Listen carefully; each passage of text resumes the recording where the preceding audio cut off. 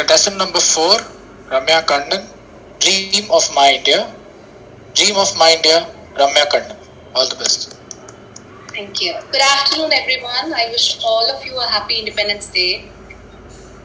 We owe to the Indians what they taught us how to count, said Albert Einstein.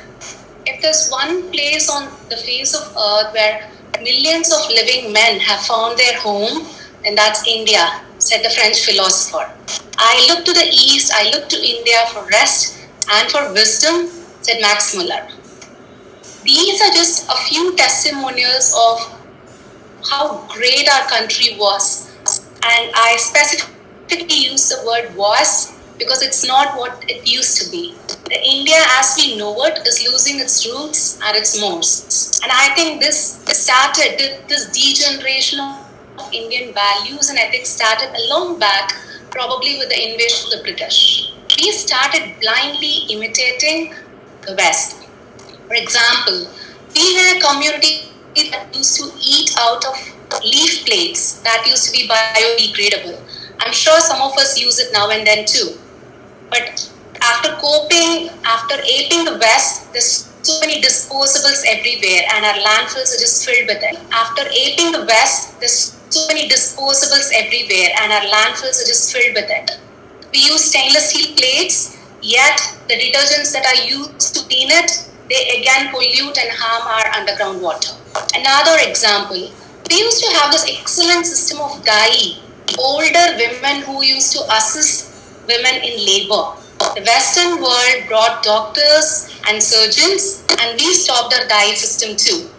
Now, the Western world has woken up to the perils of cesareans, and more Western women want to undergo natural births with skilled midwife. The World Health Organization has come up stating that the single most important factor in having a safe and a successful motherhood is having a skilled midwife along. So our dye system had been good all along. I'm not saying that we have to go back to the caveman days of delivering babies, no. But we should have continued, we should have built up on the dye system. We should have empowered dye with technological advancements, and we should have continued having dyes to deliver our babies, along with the presence of a doctor who could pitch in the case if there's an emergency. Had we done that, we would have built an integrated model of delivering natural births, and India would have been today the world leader in having successful natural birthing. So as I look at it, the way forward is to disregard irrelevant practices, have ancient wisdom, combine that with scientific knowledge, and then ensure that is used to progress and prosper our country. So my dream of India. I dream of an India that's free from illiteracy, where educational system is based on not learning by rote but learning by understanding, where our students do not end up in the rat race of marks and cutoffs, where our educators are focused on creating overall personalities and are not focused on creating just toppers, where the whole enterprise of learning brings joy to students and it doesn't cause anxiety to them.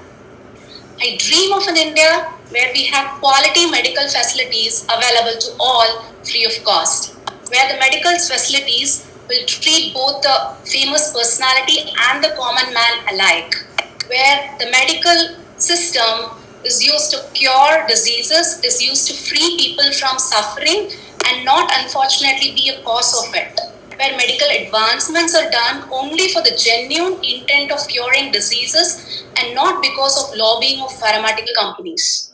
I dream of an India that has got gender equality, where women are safe outside of the houses and inside of the houses too, where it is not the dressing of a woman that is reason to blame for rapes, but it is the violent tendencies of the man, where a pregnant woman will have to only worry about the safety and the health of her child and not worry about what relatives would say if it turns out to be a girl, where the birth of a girl child does not cause burden to the parents, where housewives are not looked down, neither are house husbands, where a father contributes equally in child rearing.